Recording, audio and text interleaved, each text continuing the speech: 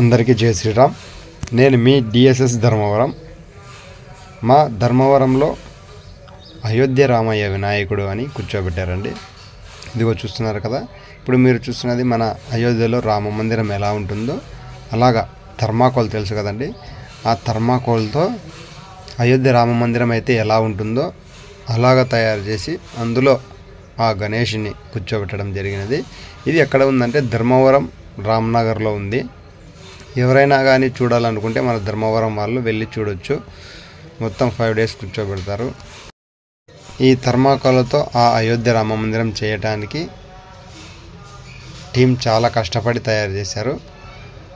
మీరు వెళ్ళి తప్పకుండా చూడాలి. స్వామివారిని దర్శనం చేసుకోండి, స్వామివారి ఆశీర్వాదం పొందాలండి. జై గణేష, జై జై గణేష. ధర్మవరం రామ్నగర్లో వెలసిన అయోధ్య రామయ్య వినాయకుడు చూస్తున్నారు కదా. జై గణేష, జై జై గణేష. నేను మీ డిఎస్ఎస్ ధర్మవరం. హాయ్ ఫ్రెండ్స్, నేను మీ డిఎస్ఎస్ ధర్మవరం. ఏదైనా ఫస్ట్ టైం నా ఛానల్ చూస్తే సబ్స్క్రైబ్ చేసుకొని పక్కన గంట సింబల్ కొట్టి అందులో ఆల్ అందరిని సెలెక్ట్ చేసుకోవాలని కోరుతున్నా. నేను మీ డిఎస్ఎస్ ధర్మవరం.